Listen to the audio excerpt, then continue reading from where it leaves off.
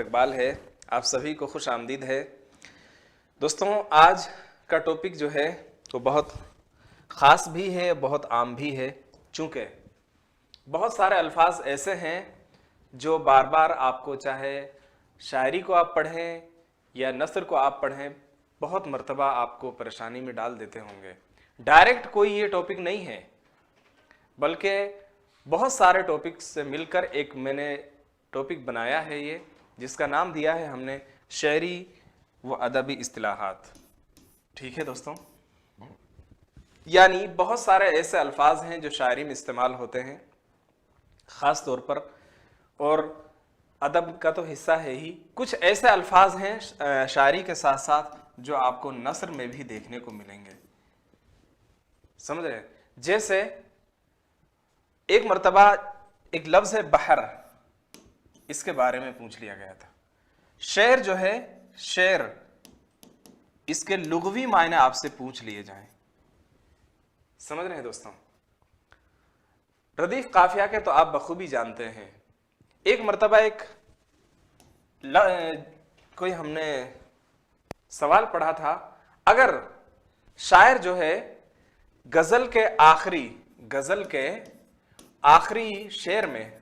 शेर में अगर मक्ता का इस्तेमाल ना करे, यानी गजल के आखिरी शेर में अगर मक्ता ना हो तो उसे क्या कहा जाता है?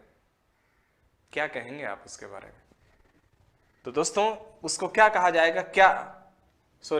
गजल के आखिरी शेर में शायर अगर तखल्लुस इस्तेमाल ना करे, ये था गजल के आखिरी शेर में। मैं इधर लिखता हूं, गजल के आखिरी शेर में शायर अपना तखल्लुस इस्तेमाल ना करे तो वो क्या कहलाता है?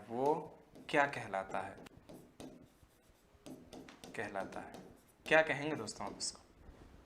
यानी गजल का आखिरी शेर आप बखूबी जानते हैं, तो क्या होता है दोस्तों? उसको कहा जाता है मक्ता। लेकिन अगर शायर अपना तखल्लुस इस्तेमाल ना करे तो ऐसी सूरत में क्या वो मक्ता ही होगा या कुछ और उसके लिए नाम दिया जाएगा? तो याद रखिएगा दोस्तों, ये सवाल बहुत सारे तलबा से मैंने इसका जवाब तलब किया है, लेकिन 90% जो तलबा हैं उन्होंने इसका जवाब गलत दिया है। तो याद रखिएगा भाइयों, इसका जवाब क्या होगा? आखिरी शेर। वो क्या होगा? आखिरी शेर ही होगा, मक्ता नहीं होगा।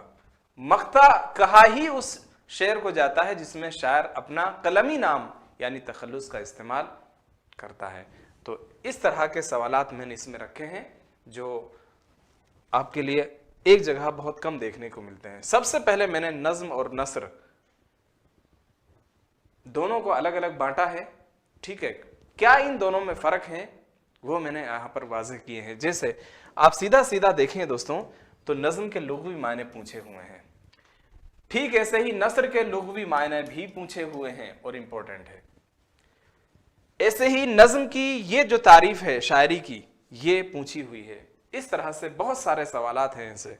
तो हर एक पहलू से यहाँ बहुत से सवाल बनने के इम्कानात होते हैं, चाहे आप जिसकी तैयारी कर रहे हों, रीट की, सेकंड ग्रेड की, फर्स्ट ग्रेड की, यूपी की, हरियाणा की, किसी भी यानी सूबाई कोई भी एग्जाम हो उर्दू का, उसमें ये तमाम चीजें काम आने वाली हैं। तो अदब को दो हिस्सों में मुनकसिम किया गया है। ये दो हिस्सों में मुनकसिम होता है, किस में? नज्म और नस्र। नज्म जो है, इससे मुराद पूरी शायरी भी ली जाती है। क्या है साथियों? पूरी शायरी भी ली जाती है, और खास किस्म की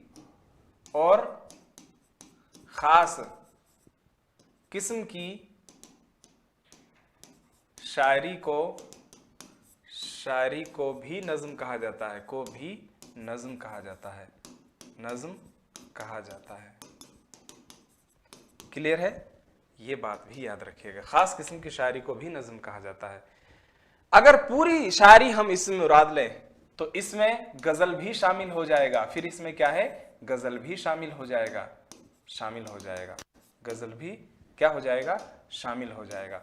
और अगर खास किस्म की शायरी मुराद ले इससे तो फिर गजल जो है इससे अलहदा हो जाता है, चूंकि गजल के मिजाज में और नज्म के मिजाज में फिर फर्क हो जाता है। दोस्तों, अदब को दो हिस्सों में मुनक़सिम किया गया है, आप बखूबी जानते हैं, दो हिस्सों में मुनक़सिम किया जाता है, बांटा जाता है, शेर, नज्म और नसर। शेर ना कहकर आप कहिएगा नज्म और नसर, ठीक है? नज्म और नसर दोनों एक दूसरे की जिद हैं दोस्तों, दोनों एक दूसरे की जिद हैं। बहुत सारे साथी या आप ये सब चीजें बहुत से तजुर्बात की बुनियाद पर भी आपको पता लगेंगी जब आप पढ़ेंगे।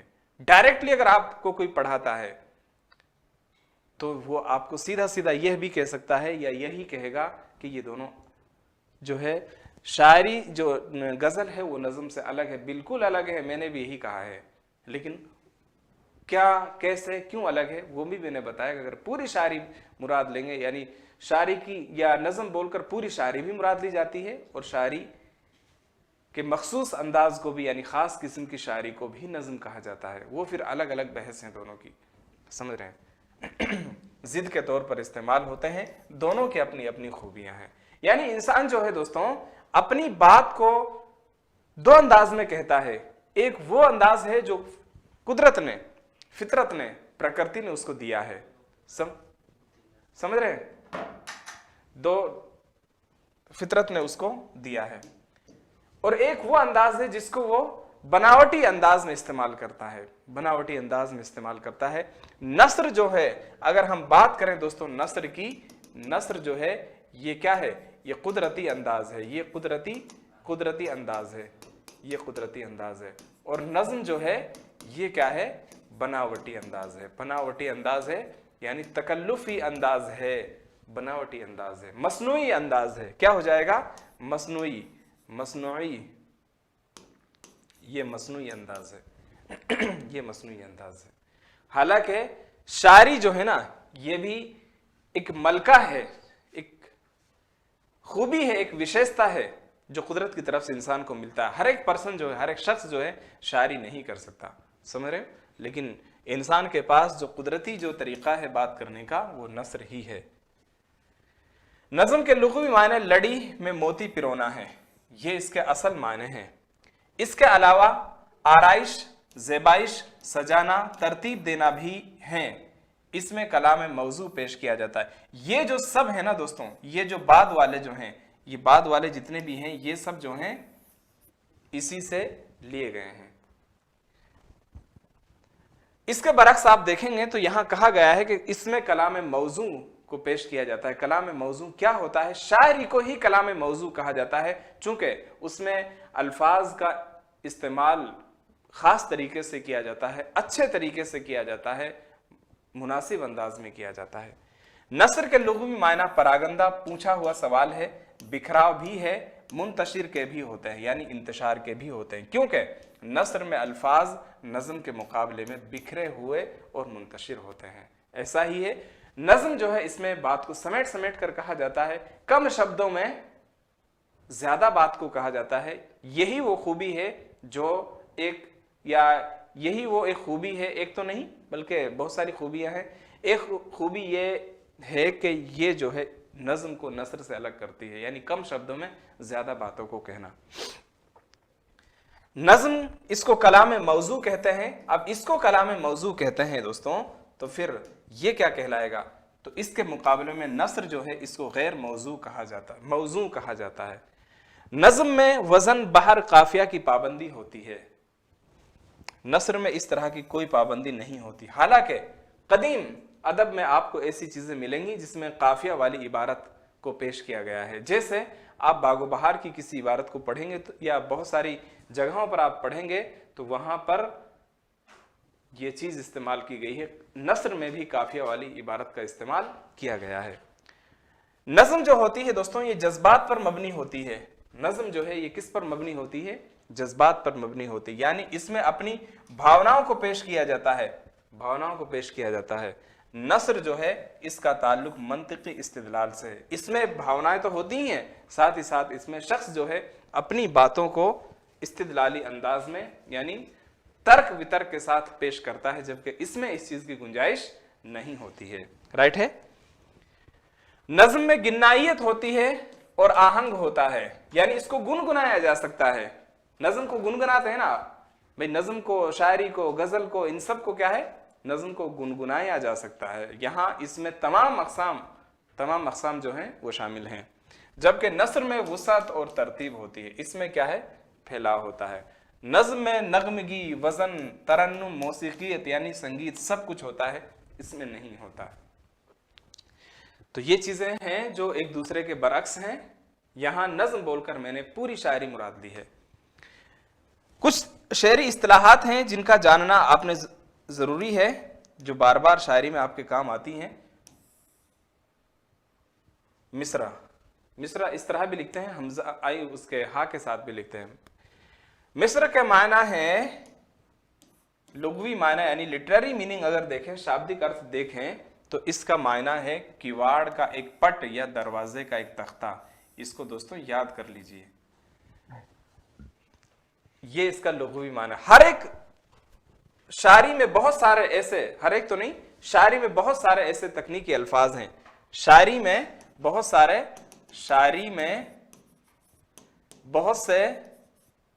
बहुत से क्या है दोस्तों, तकनीकी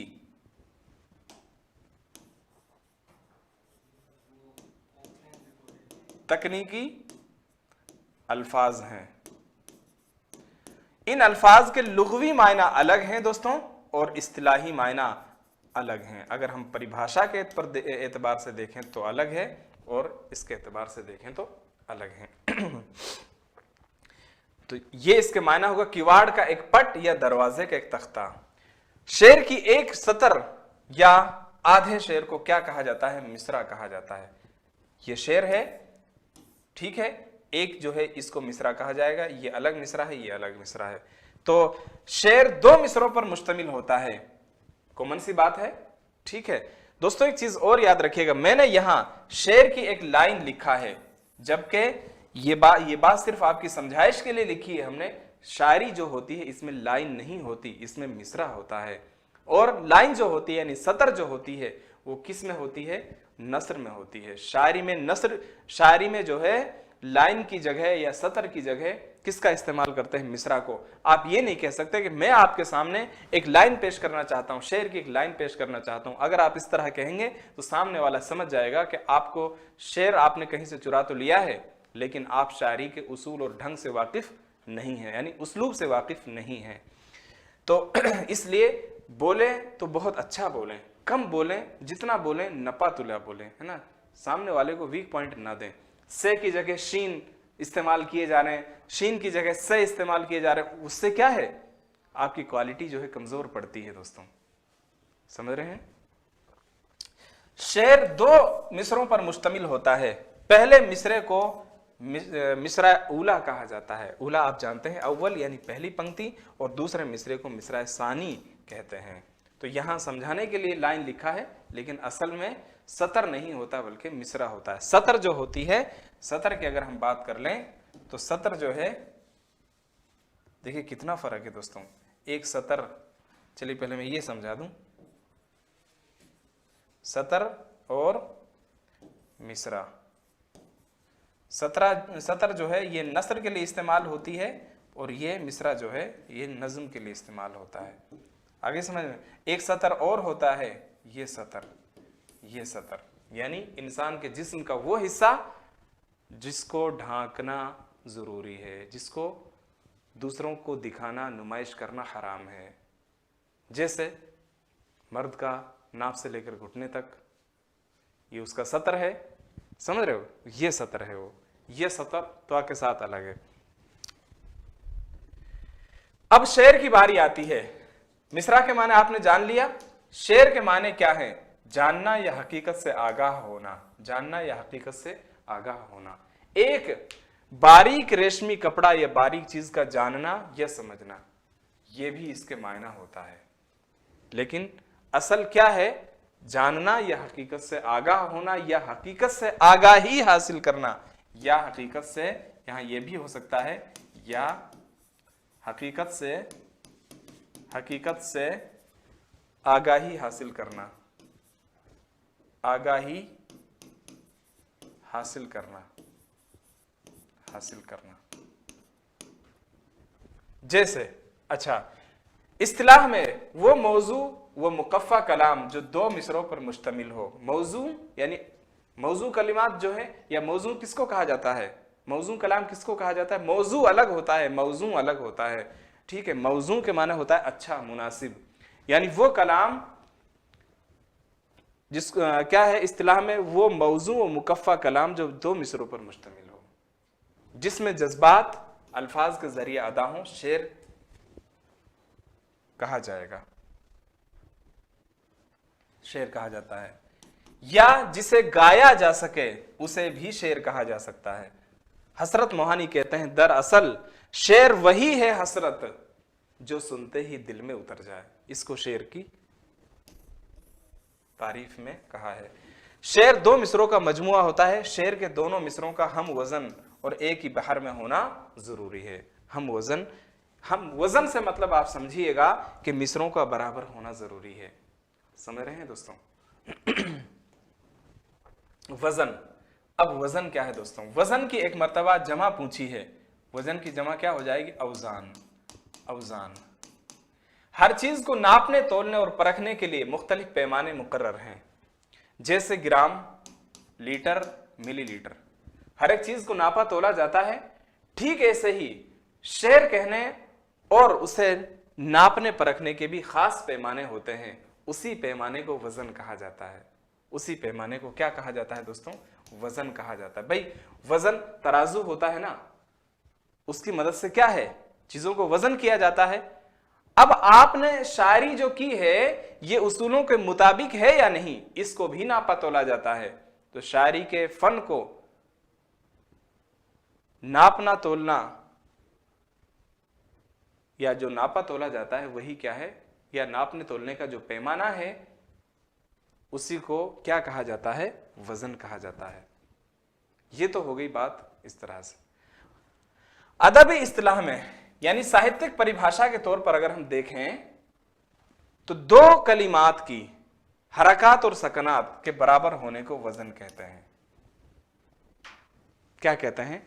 दो कलिमात के हरकत व सकनात के बराबर होने को, यानी एक लफ्ज एहसान, एहसान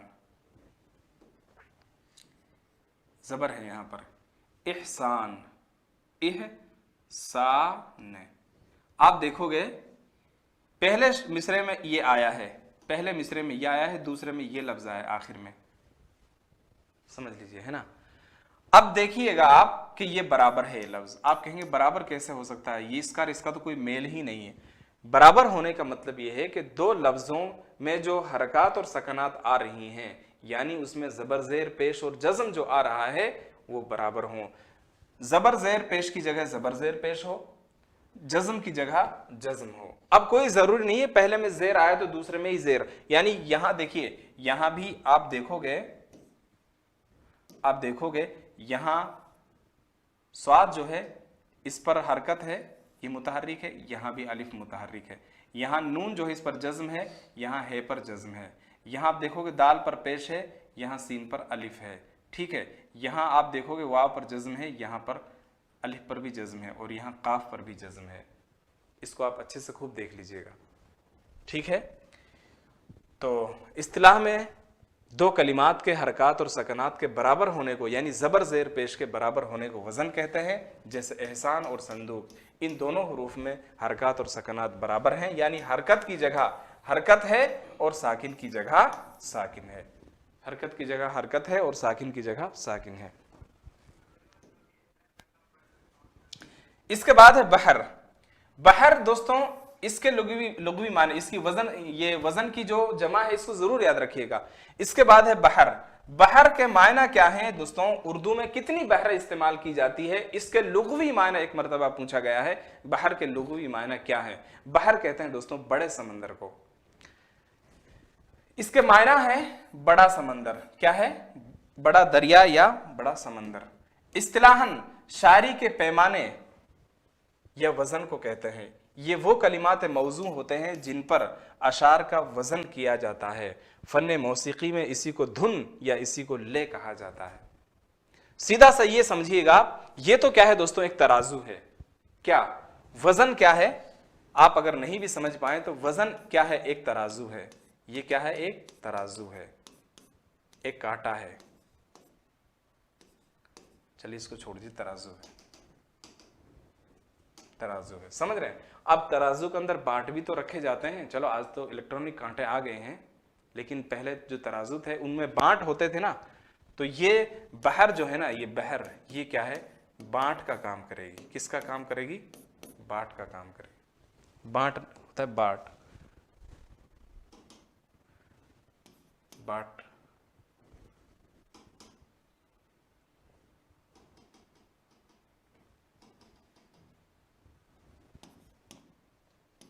बांट का काम करेगी।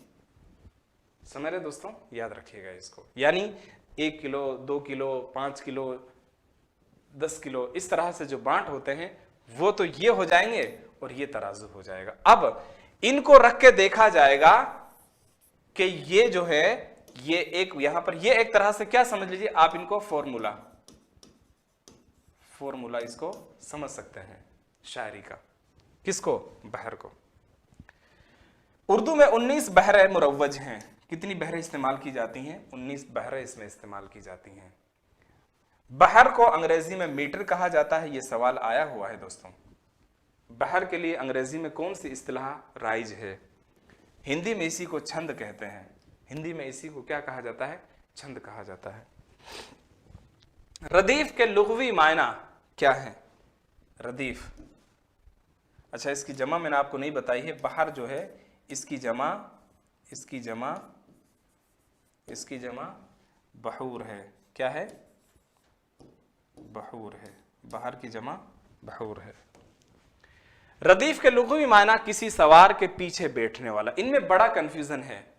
रदीफ काफिया के मायने में आपसे में से बहुत सारे साथी कंफ्यूज होते हैं। देखिएगा, रदीफ जो है ये काफिया से पहले आता है। ठीक है, रदीफ के मायना होता है सवारी के पीछे बैठने वाला। सवारी पर, यहां देखिए, सवारी पर, सवार के पीछे बैठने वाला, ये होगा इसका पूरा माने। यानी सवारी के पीछे जो सवारी पर जो सवार होता है जो व्यक्ति, उसके पीछे बैठने वाला जो शख्स होता है उसको रदीफ कहा जाता है। इस्तिलाह शेर में वो अल्फाज, वापस से एक मर्तबा मैं बता देता हूं। रदीफ के लुग़वी मायने क्या है? सवारी पर बैठने वाले शख्स के पीछे बैठने वाला शख्स, उसको क्या कहा जाता है? रदीफ कहा जाता है। इस्तिलाह शेर में वो लफ्ज जो गजल, कसीदा और नज्म वगैरह के मतला के दोनों मिसरों में आखिर में काफिये के पीछे यानी काफिये के बाद दोहराए जाते हैं। या आप सिंपल सा समझ सकते हैं कि जो किसी भी शेर के दोनों मिसरों के आखिर में एक जैसे अल्फाज जो होते हैं उनको रदीफ कहा जाता है। उनको क्या कहा जाता है? उनको रदीफ कहा जाता है। जिंदगी है तो बहरहाल बसर भी होगी। जिंदगी है तो बहरहाल बसर भी होगी।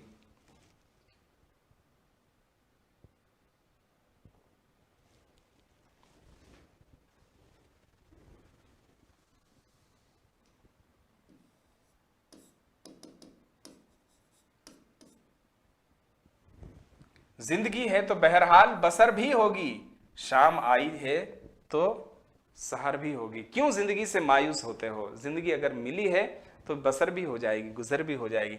जब शाम आई है, यानी अगर शाम आई है तो उसकी सहर भी होगी। आपके पास अगर दुख की घड़ी है तो इंतजार कीजिए, सुख और चैन भी आप देखेंगे। जिस तरीके से अंधेरी रात के बाद उजाले का होना लाजमी है, ऐसे ही शायर क्या कहते हैं कि शाम के बाद सवेरे का होना जिस तरह लाजमी है, ऐसे ही दुख की घड़ी के ख़त्म होने के बाद सुख की घड़ी भी इंसान को ज़रूर देखने को मिलेगी। तो ये बड़ा अच्छा मैसेज इसमें दिया है इन्होंने। तो यहाँ पर आप देखोगे इस शेर में भी होगी, यहां देख पा रहे हैं, भी होगी, रदीफ हैं चूंकि आखिर में आए हैं और एक जैसे हैं। बसर और सहर ये काफिया के अल्फाज हैं, समझ रहे? बाज नज्मों और गजलों में रदीफ नहीं होती, वो गजल और नज्म जिसमें रदीफ ना हो गैर मुरद्दफ कहलाती हैं। काफिये का होना दोस्तों शायरी के लिए शर्त है। इसका क्या है, चलिए आगे लिखवाइए। तो यहां क्या कह रहे हैं, जिस नज्म में रदीफ ना हो उसको, ना हो तो गैर ही कहेंगे, अगर है तो उसको मुरद्दफ कहेंगे। अगर रदीफ का इस्तेमाल है, अगर रदीफ का इस्तेमाल है तो वो मुरद्दफ कहलाएगी। क्या कहलाएगी? मुरद्दफ कहलाती हैं।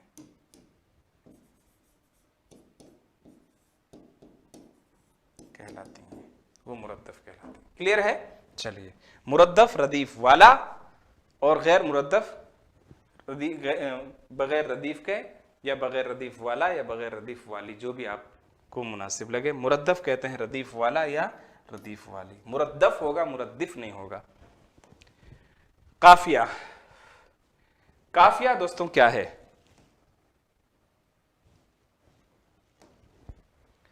काफिया अरबी जुबान के लफ्ज किफा से बना है। बात जगह आपको इस तरह भी लिखा मिलेगा, बात वही है, जिसके माना है किसी चीज का पिछला हिस्सा या पीछे चलने वाला या पीछे आने वाला। यह दोस्तों इसका क्या हो जाएगा? लुग़वी मायना हो जाएगा। याद रखिएगा, जिसके मायना क्या है? इस्तिलाह अरूज में, यानी अगर हम इल्म अरूज की बात करें, अरूजी निजाम की बात करें, इल्म अरूज आप जानते हैं वो इल्म जिसमें शायरी को नापा तोला जाता है, ठीक है। अच्छा, एक चीज और बता दूं दोस्तों, ये सब जो है ना, ये भी क्या है, किस में आता है? इल्म अरूज में आता है, अरूज में आता है, इल्म अरूज में आता है, और ये भी इल्म अरूज में ही आता है दोस्तों। क्लियर है? ये सब जो हैं इल्म अरूज के ही तहत आती हैं। इस्तिलाह अरूज में वो हम आवाज और हम वजन अल्फाज जो अशार में रदीफ से पहले इस्तेमाल किए जाते हैं, इनमें ज्यादा वक्त देने की जरूरत नहीं है, आप अच्छे से जानते हैं। मसलन ना उरूज अच्छा है, देखिए यहां अरूज है, कमाल, और दोनों लफ्ज एक साथ इस्तेमाल भी किए गए हैं। देखिए कितना फर्क है, यहां इसको अरूज पढ़ेंगे, इसको उरूज पढ़ेंगे। ना उरूज अच्छा है, ना जवाल अच्छा है, जिस हाल में रखे खुदा वो हाल अच्छा है। यानी हमारा रब जो है जिस हाल में हमें रखे वो हाल अच्छा है। हमेशा इंसान को शुक्रगुजार होना चाहिए, और जब भी किसी चीज का ऐसा एहसास दिल के अंदर पैदा हो कि फलां के पास वो चीज है, तो ऐसे मौके पर इंसान को अपने से कमतर दर्जे के लोगों को देखना चाहिए। दुनिया के मामले में अपने से कमतर लोगों को देखना चाहिए, और दीन के मामले में, इल्म के मामले में अपने से बरतर इंसान को देखना चाहिए, ताकि उससे उसको और प्रेरणा मिले और उससे मोटिवेशन मिले कि इसके पास ये इल्म इतना इसने सीखा है, मुझे भी चाहिए कि मैं इससे इल्म जो है इसी की तरह सीखूं या इससे ज़्यादा इल्म हासिल करने की कोशिश करूं। दीनदारी में भी हमेशा अपने से ज़्यादा दीनदार इंसान को देखना चाहिए। काफिया शेर को खुशरंग बना देता है, बहुत अच्छी चीज़ है काफिया जो है। अब यहां देखोगे आप, जवाल और हाल, अच्छा है और अच्छा है, ये तो रदीफ हो गया, जवाल और हाल, इसको क्या कहा जाता है दोस्तों? काफिया कहा जाएगा। तो ये और ये काफिया के अल्फाज जो होते हैं ये हम आवाज होते हैं दोस्तों।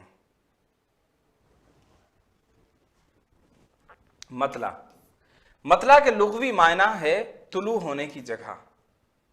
मतला के लुग़वी मायने किसको कहा जाता है? तुलू होने की जगह। मतला के मायना होता है, मतला कहते हैं निकलने की जगह, निकलने की जगह, जहां से सूरज निकलता है उसको क्या कहा जाता है दोस्तों? मतला कहा जाता है, समझ रहे? और अब जहां से शायरी की शुरुआत होती है, जहां से पहला शेर निकलता है, अब निकलेगा थोड़ी शेर, जहां से पहली शेर की इब्तिदा होती है या गजल की या नज्म की इब्तिदा होती है, उसको मतला कहा जाता है। तो क्या कहेंगे यहाँ, मतला के माने क्या हो जाएगा, तुलु होने की जगह, यानी वो अशार जिनसे गजल और कसीदे की या आप कह सकते हैं नज्म की इब्तिदा होती है। शायरी की इस्तिलाह में गजल और कसीदे का पहला शेर जिसके दोनों मिसरे हम काफिया और हम रदीफों, उसे मतला कहा जाता है। याद कीजिए तरीके से, सलीके से, इसको एक मर्तबा आप याद कर लीजिए कि मतला जो है ये तुलु से बना है। तुलु कहते हैं निकलने को, मतला कहते हैं तुलु होने की जगह को या निकलने की जगह को। फकीराना आए सदा कर चले, मियाँ खुश रहो हम दुआ कर चले। तो ये गजल का पहला शेर है जो क्या है, मतला है। गजल या कसीदे में दो या दो से ज्यादा मतले भी हो सकते हैं, ऐसा नहीं है कि एक ही मतला लाजमी है, लेकिन फर्क यह है दोस्तों, गजल के जितने मतले आएंगे सब एक साथ आएंगे, सब एक साथ आएंगे। और अगर हम बात करें कसीदे की तो कहीं पर भी आ सकते हैं, कहीं पर भी आ सकते हैं, कहीं पर भी आ सकते हैं। ठीक है, चलिए इसके बाद है मक्ता। मतले का उल्टा मक्ता, एक तरह से मक्ता ये कता से बना है, किता से बना है, यानी खत्म होना, मुनक़ते होना, जहां पर बात खत्म हो जाए उसको क्या कहा जाता है दोस्तों, मक्ता कहा जाता है। मक्ता के लुग़वी माना है काटना। शायरी की इस्तिलाह में गजल और कसीदे का आखिरी शेर जिसमें शायर अपना तखल्लुस इस्तेमाल करता है उसी को क्या कहा जाता है, मक्ता कहा जाता है। तखल्लुस आखिरी शेर के पहले मिसरे में इस्तेमाल किया जाता है। ये आखिरी शेर है, इसका जो ये पहला मिसरा होगा यहां पर या यहां पर, जहां पर भी वो चाहेगा अपना नाम इस्तेमाल कर देगा। इसके बरक्स बहुत से शुअरा ने शेर के दोनों मिसरों में तखल्लुस इस्तेमाल किया है। ये शायर का कलमी नाम भी होता है। इसको क्या कहते हैं दोस्तों, कलमी नाम भी कहते हैं, जिसको अंग्रेजी में आप लोग क्या कह सकते हैं, पेन नेम कह सकते हैं। क्यों सुने अर्ज मुज़तर ए मोमिन, सनम आखिर खुदा नहीं होता। ये मिसरा यहां तक है, इसमें बीच में स्पेस देना था लेकिन इधर उधर हो गया है, तो आप समझ जाइएगा। तो मोमिन जो है, क्यों सुने अर्ज मुज़तर ए मोमिन, यानी क्यों सुनेगा वो परेशान हाल की मदद, परेशान हाल की बात को, अर्ज को। मैं मेरे महबूब के यहाँ कितनी बार अपने दुखड़े को बयान कर चुका हूं लेकिन वो सुनता ही नहीं। तो अब क्यों कर सुनेगा, उसका हल भी बता दिया। सनम आखिर खुदा थोड़ी होता है भाई, सनम जो होता है वो खुदा थोड़ी होता है। खुदा तो बात को सुनेगा, सनम थोड़ी सुनेगा। तो मोमिन ले आरजू का, ले नाम आरजू का तो दिल को निकाल ले, मोमिन ना हो जो रब्त रखें बिदाती से हम। अब आप देखेगो यहां आपको मैंने, आप कहोगे सर दोनों आपने मोमिन के अशार इस्तेमाल किए हैं यहां पर, तो वजह इसकी यह है कि कभी कभी तखल्लुस जो होता है, आमतौर पर सलीका और तरीका यह है कि कहां इस्तेमाल होता है, आखिरी शेर के पहले मिसरे में इस्तेमाल होता है। अब चाहे वो पहले मिसरे के शुरू में इस्तेमाल हो, चाहे दरमियान में इस्तेमाल हो, चाहे आखिर में इस्तेमाल हो। लेकिन कभी कभी ऐसा भी होता है दोस्तों कि शायर जो है अपना तखल्लुस कहां इस्तेमाल कर रहा है, दूसरे मिसरे में ही भी, यानी आखिरी मिसरे में भी इस्तेमाल कर सकता है। समझ रहे हैं दोस्तों। अब यहां जो है मोमिन ने अपना नाम जो है ना दोस्तों, मायना खेज अंदाज में, मायना खेज अंदाज में इस्तेमाल किया है, या यूं कह सकते हैं शेर का जुज़ बनाकर इस्तेमाल किया है, बनाकर पेश किया है, ये पेश किया है।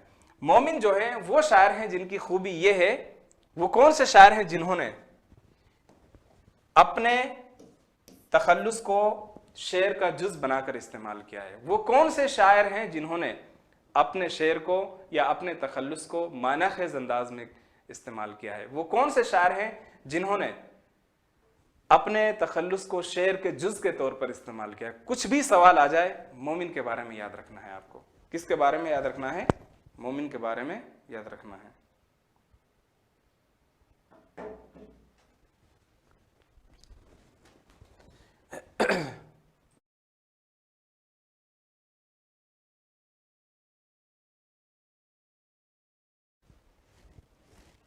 तो यहां ये चीज आपने याद रखना है।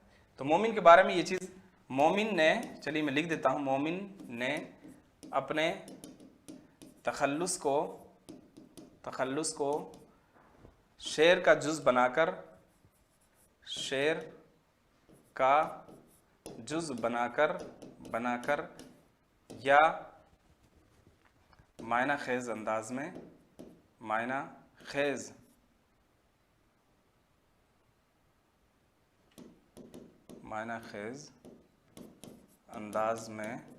यहां थोड़ा सा बदलाव कीजिए। मोमिन अपने तखल्लुस को शेर का जुज बनाकर या मायना खेज अंदाज में इस्तेमाल करते थे। हमेशा नहीं, अक्सर। अगर शायर, देखिए पहले ही या इब्तिदा में ही मैंने एक चीज आपको बताई थी जो यहां वापस में रिपीट कर रहा हूं। अगर शायर आखिरी शेर में तखल्लुस इस्तेमाल ना करे तो उसे मख्ता नहीं बल्कि आखिरी शेर ही कहा जाएगा। ये बात आप अच्छे से ज़हनशीन कर लीजिए। ये चीज़ बहुत कम आप लोगों को इधर उधर की किताबों में मिलेंगी।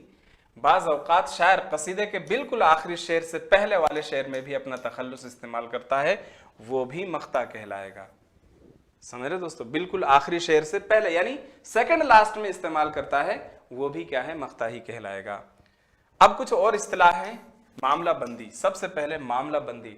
मामला बंदी जो है, इसके सबसे बड़े, या देखिए आप यूं समझिए, मामला बंदी जो है, दबिस्तान दहली में मामला बंदी के सबसे बड़े उस्ताद या सबसे बड़े शायर कौन हैं?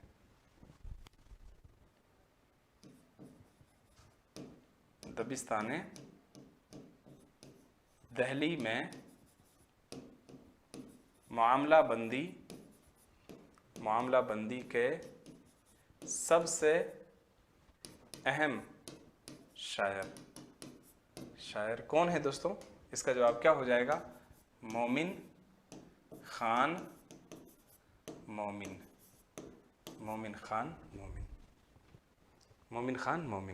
अब मामला बंदी होती क्या है? आशिक व माशूक की, सिंपल भाषा में बता दूं आपको, आशिक व माशूक के दरमियान जो राज की बात होती हैं, प्यार और मोहब्बत की जो बातें होती हैं, वही क्या कहलाती हैं दोस्तों? मामला बंदी कहलाती हैं। राइट है। शायर अपने, हाँ, शायरी में मामला बंदी से मुराद राज व नियाज की बातें, मामला बंदी से मुराद राज व नियाज की वो बातें हैं जो खलवत यानी तन्हाई में तालिब यानी आशिक और मतलूब यानी माशूक के दरमियान होती हैं। ये बातें प्यार और मोहब्बत की जज्बाती गुफ्तगू भी हो सकती हैं और हवस परवरी भी हो सकती हैं, यानी हवस पर भी मबनी हो सकती हैं। समझ रहे? बहरहाल आशिक और माशूक के दरमियान जो इश्क और मोहब्बत की जो बातें होती हैं वो क्या कहलाती है? मामला बंदी कहलाती है। सवाल एक मरतबा यूपी के ही एक एग्जाम में आया था दोस्तों, यूपी जो शायद गालिबन टीजीटी का था या पता नहीं पीजीटी का था, कि गालिब या मोमिन के कलाम की खूबी है। उसमें कई सारी चीज़ें थी जिनमें एक ये भी थी, तो याद रखिएगा मोमिन के कलाम की खूबी है। हालांकि दोस्तों इसका ताल्लुक दबिस्तान दहली से ना होकर ख़ास तौर पर किससे है? लखनऊ से है। नीचे हमने मेंशन भी किया, लखनवी शायरी का मामला बंदी एक नुमाया वस्फ भी है। जुरत ने इसे मुस्तकिल मौजू और फन की हैसियत से इख्तियार किया था। समझ रहे दोस्तों? तगज़्ज़ुल बहुत सुना होगा आपने, ये भी मोमिन के कलाम की खूबी है, मोमिन की खूबी है। समझ रहे हैं? और ये दोस्तों ये भी मोमिन के कलाम की खूबी है। ये भी क्या है? मोमिन के कलाम की खूबी है। ये भी क्या है? मोमिन के कलाम की खूबी है। एक शेरी इस्तिलाह है दोस्तों, ये तगज़्ज़ुल क्या है? एक शेरी इस्तिलाह है। तगज़्ज़ुल एक शेरी इस्तिलाह है, यानी एक शायरी की परिभाषा के तौर पर इसको इस्तेमाल किया जाता है। आप इसको तकनीकी शब्द भी कह सकते हैं, यानी टेक्निकल वर्ड भी इसको कह सकते हैं। तगज़्ज़ुल उस कैफियत का नाम है। तगज़्ज़ुल दोस्तों ये क्या है? एक कैफियत है, ये कैफियत है जो शायरी में लुत्फ और असर और हुस्न व दर्द पैदा कर दे। तगज़्ज़ुल एक कैफियत का नाम है जो शायरी में लुत्फ यानी मजा पैदा कर दे, असर पैदा कर दे यानी उसको प्रभावशाली बना दे, उसमें हुस्न पैदा कर दे, उसमें दर्द पैदा कर दे। कोई ज़रूरी नहीं है एक ही साथ तमाम कैफियतें शामिल हों, अलग अलग कैफियतें भी हो सकती हैं। किसी शेर में आपको क्या है, लुत्फ आएगा, किसी में आपको दर्द महसूस होगा, किसी में आपको हुस्न महसूस होगा, यानी कुछ भी हो। तो शायरी की जो इस्तिलाहात हैं उनमें एक इस्तिलाह तगज़्ज़ुल है। तगज़्ज़ुल एक कैफियती नाम है या एक कैफियत का नाम है जो शायरी में लुत्फ पैदा कर देती है, असर पैदा कर देती है, हुस्न पैदा कर देती है और उसमें दर्द का एहसास पैदा कर देती है। तगज़्ज़ुल की इस्तिलाह खालिसतन मशरिकी है, लेकिन इसके खद्दो खाल की तलाश मगरिबी है। इसकी ईजाद तो यहाँ हुई है, लेकिन हल्का सा असर देखने को कहाँ मिलता है? मगरिबी शायरी से। वेस्टर्न जो शायरी है, खास तो यानी अंग्रेजी शायरी जो है वो गजल के वो बातिनी महासिन यानी वो अंदरूनी विशेषताएं, खूबियां जो पढ़ने वाले की तबा यानी उसके मिजाज में एक वज्द आफरी की कैफियत पैदा करते हैं। वज्द आफरी की कैफियत पैदा करते हैं यानी उसके मिजाज में एक क्या है, आफरी यानी खुशी की एक तरह से लहर पैदा करते हैं और वो झूम जाता है। उसी को क्या कहते हैं? तगज़्ज़ुल कहते हैं। इनकी शिनाख्त एक लिहाज से मुश्किल भी है, यानी तगज़्ज़ुल की शिनाख्त करना बहुत मुश्किल भी है। उसलूब बयां, लबो लहजा, पैराए गज़ल, ख्याल अंगेजी, गिन्नाई कैफियत, बलागत का हुस्न और तंजीमी जमाल वो अनासिर हैं जो गज़ल को रानाई देते हैं यानी उसको खूबसूरती अता करते हैं। इनका मजमूई तासुर ही क्या कहलाता है? तगज़्ज़ुल कहलाता है। यानी इन सब का एक समूह जो है वही मिलकर क्या बनता है? तगज़्ज़ुल बनता है। यह भी अगर याद न रहे तो आप तो ऊपर की 1.5 लाइन याद कर लीजिए। तगज़्ज़ुल उस कैफियत का नाम है जो शेर में क्या पैदा कर दे दोस्तों? लुत्फ पैदा कर दे, असर पैदा कर दे, हुस्न पैदा कर दे, दर्द की कैफियत पैदा कर दे। आपने सुना होगा दोस्तों हज़ल बेकार की बातें। ऐसा नहीं, एक मर्तबा मैंने इसको लिखवाया था तो बच्चे का जवाब आया कि सर आपने एक लफ्ज़ गलत लिखवा दिया है, गज़ल की जगह आपने हज़ल लिखवा दिया है। ऐसा नहीं है, गज़ल अलग लफ्ज़ है, हज़ल अलग लफ्ज़ है। ये गज़ल का ही एक हिस्सा आप इसको मान सकते हैं, एक शायरी ही ये है। हज़ल कहते हैं नॉनसेंस पोएट्री, जिसमें बेहूदगी की बातें की जाती हैं, फहश गोई करना, यही क्या कहलाता है? नज़्म में यानी शायरी में, नज़्म से मुराद शायरी में फहश गोई करना, क्या मुराद? आप शायरी मुराद लीजिए, करना हज़ल कहलाता है। बेहुदा बातें करना,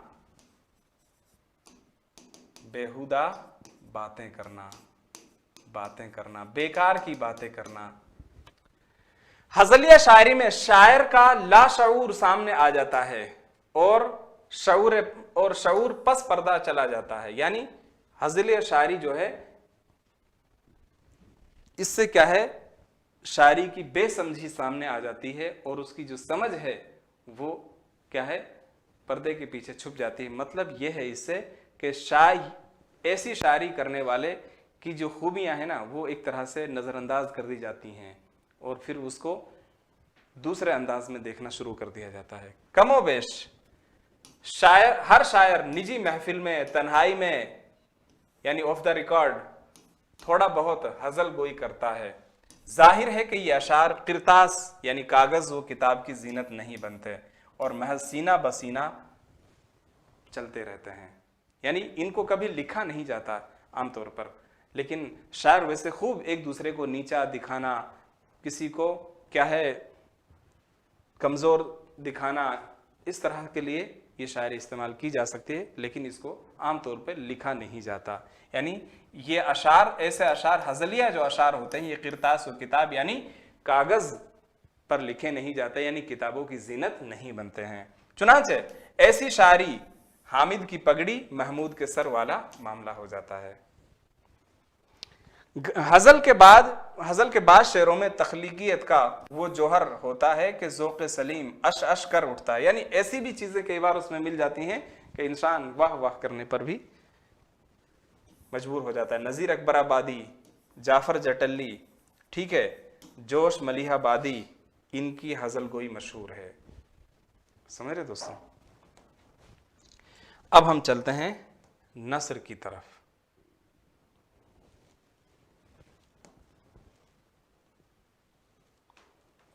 तो यहां तक नज्म के बारे में हो गई। अभी वक्त देखते हैं।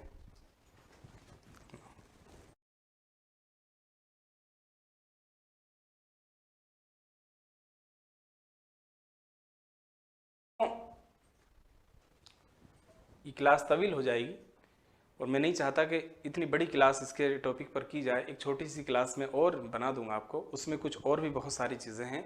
जैसे नस्र जो है ना, नस्र उसकी भी बहुत सारी अक़साम हैं, उनके बारे में हम नस्र की अक़साम के बारे में बाद में पढ़ेंगे। तो उम्मीद करता हूँ यहाँ तक सब चीज़ें आपको समझ में आ गई होंगी।